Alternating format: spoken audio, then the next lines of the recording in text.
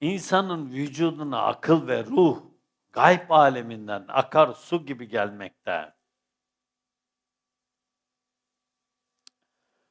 Ruhu kendinden üfledi. Ruh bizim değil zaten. Ruhla beraber aklı da bize üfledi. Akıl da bizim değil. O yüzden akıl Cenab-ı Hakk'ın insana lütfettiği bir ikramdır, bir ihsandır, hediyedir. Ve Hazreti Pir diyor ki bunların her ikisinin de kaynağı gayb alemidir. Yani onun katından gelmektedir. Onun ilmi ilahisinden gelmektedir. Çünkü hani Cenab-ı Hak Adem'i yaratırken onun şeklini tamamladı. Bütün her şeyini dizayn etti. Ve onu en güzel demeyeyim de ahsen-i takvim üzerine yarattı. Ahsen-i takvimi güzel demek, ahsen-i takvimi anlatmaya yetmez. O yüzden bazı Kur'ani terimler vardır. O terimleri anlatmak için Arapça bile yetmez. Orada bütün diller suskun kalır. Kur'an Arapça indirilmiştir ama mana itibariyle Arap dili onu anlatmaya yetmez. Onu dünya dillerinin hiçbirisi de anlatmaya yetmez. Kur'an öyle bir sırlı ilahi kitaptır. Onun normalde çok iyi Arapçada bilse bir kimse mana itibariyle onu anlatamaz. İşte ahsen-i takvim de böyle bir kelimedir. İnsanı anlatmaya diğer kelimeler yetmez. O ancak ahsen-i takvim üzerine yaratılmış bir varlıktır. İnsan.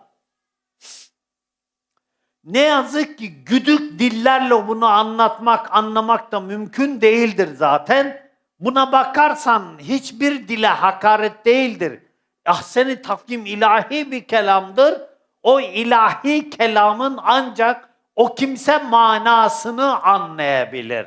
Zaten maksat manada gizlidir. Sözde değildir. Söz gelir geçer. Mana, hakikat kalıcıdır. Ve ne yazık ki insanoğlu hakikatten uzaklaştı. Ve gönüller hakikate kapandı. Gönüller hakikate kapanınca sığ sözlerin arkasına saklandı insanoğlu. Ve dini de sığ sözlerle anlamaya çalıştı ki en büyük handikap bu. Oysa din manadı.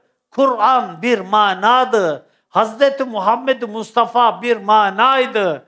Mürşid-i Kamiller bir manaydı. Pir efendiler bir manaydı. Ama kimse o mananın peşine düşmedi. Herkes işin sözün süslüsüne baktı. Kıyafetin süslüsüne baktı. Şataatına şatafatına baktı. Mana ortadan kalktı. Yetim çocuklar gibi kıyıda köşede kaldı. O yüzden ahsen-i takvimi en güzel şekilde yarattı demek, ahsen-i takvimi anlatmak demek değil. Çünkü ahsen-i takvimin arkasında Cenab-ı Hakk'ın ruhundan üfledim dedi. Ruh var. Bu manayı anlamazsa insan ahsen-i takvimi anlaması mümkün değildir. Cenab-ı Hak kendisini bir kimseye tanıtmazsa o kimsenin ahsen-i takvimi anlaması mümkün değildir. Allah bir kimsenin gönlünü ferasete açarsa ancak o kimse ahsen-i takvimi manasını anlayabilir.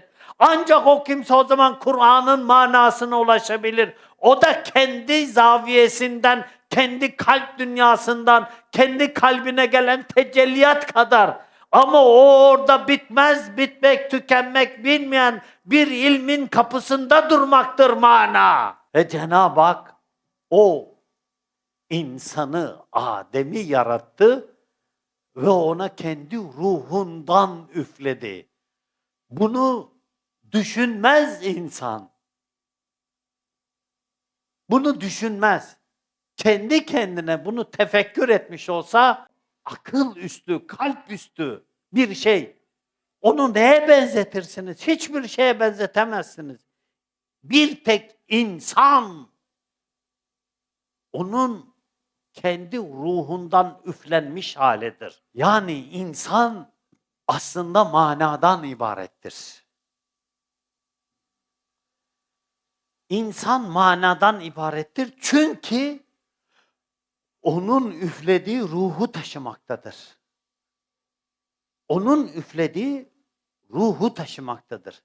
Bunu düşününce insan, bunu tefekkür edince o zaman insan tabiri caizse ancak Allah'a layıktır. İnsan dünyaya layık değildir. İnsan ancak Allah'a layıktır. İnsan Allah'adır çünkü. Allah insanı kendisi için yaratmıştır. Kendisi için yarattığı için ona ruhundan üflemiştir. Ruhundan üfledi. Hatta ayet-i kerimede ruhumdan der. Ruhumdan. Hicr suresi ayet 29. O yüzden insanın ruhu mekan olarak ötelerdedir. Dünyaya ait değildir. Ve o direkt tabiri caizse Allah'a bağlıdır. Sana bağlı değildir.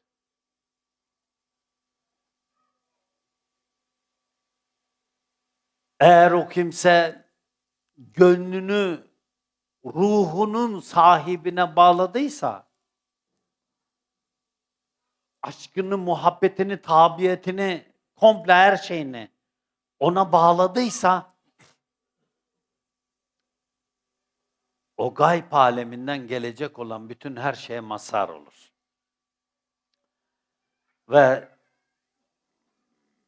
varidatlar, ilhamlar, hayretler, o esma-i sıfatlarının sonsuz tecelliyatları o kimsenin gönlünde neşvi neva bulur.